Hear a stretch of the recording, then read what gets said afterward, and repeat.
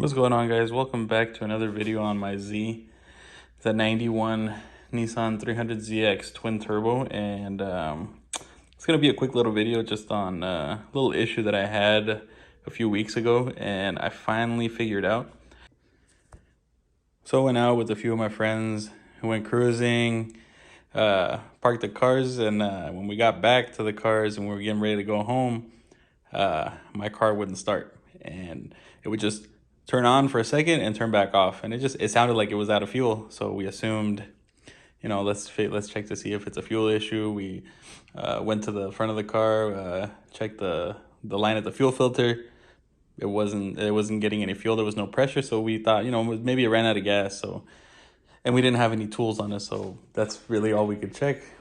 We went to the first thing. We thought maybe it needed gas. We went to a station that had E85, got gas, came back, filled it up, and then realized that wasn't the issue. So I thought that it ran out of gas, maybe because I was on the same tank for quite a while. I'd been driving it for like not necessarily like that long, but maybe like a month, and like beating on it pretty bad, and it was still on the same tank. I was only about half a tank, and I was like, maybe the fuel level isn't correct and it's out of gas, so that's why we went with that first. Put the gas in, didn't fix it. We towed it to my friend's house, which was not that far away from where we were at. We got there and we were gonna push the car up to his driveway so we could just leave it there for the night. Turned the key on and I heard the fuel pump kick on and it started up. So we thought, this fuel pump's probably weak. So I went with swapping out the fuel pump for another one that we had, which is a 255 Walbro that we had lying around. And I never once checked for like power and ground because it started up again. I assumed the fuel pump must be weak and it must be just a fuel pump issue.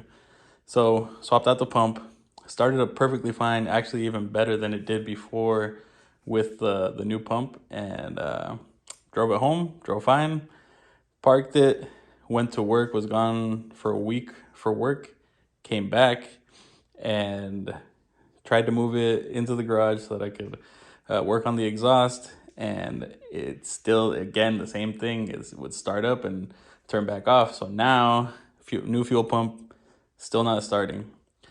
So that's what brought me to the actual problem that it has. So I just wired it up like power and ground just so I could get it moved in here. But the actual issue that these cars have is they have a fuel pump control module. I had no idea. I mean, I've been working on these cars for quite a bit and I've never seen this issue. But just in case somebody runs into a problem like this, they can bypass this fuel pump control module, or you can replace it. I mean, whichever works better for you. But I just bypassed it, and I'm gonna show you guys how I did it. So back here in the hatch, behind the driver's seat, they take off I took off all those panels because I was trying to get to the fuel pump, but it's behind this panel over here. Maybe I can get some light in there so you guys can see it in a sec. But the fuel pump control module is down there, and the purpose of the fuel pump control module is to give ground to the fuel pump depending on how much fuel the engine needs. So it's not always getting full ground. It's always getting full voltage, but not full ground. At least that's what I've found out myself, because they couldn't really find too much info on this when I was having this issue. I was like, well, what the hell could it be? What other issue could I be having? I thought maybe at first too, I even thought the fuel pump relay, but swapped that out. And I mean, actually, before I swapped it out, I took it out and tested it, and it worked fine. And I assumed that the fuel pump relay was starting to go bad. But usually you shake them and you can hear them kind of like something bouncing around, and you could tell that I did a lot of assuming, and that's what took me forever to figure this out. But anyways, the fuel pump control module, is down there. You can swap it out. I'm not sure if the twin turbo and the non-turbo are the same. I'm just gonna guess and say that they aren't, because the twin turbo probably needs more fuel than the non-turbo. but the way to bypass it is so you have a white wire. You have this white wire.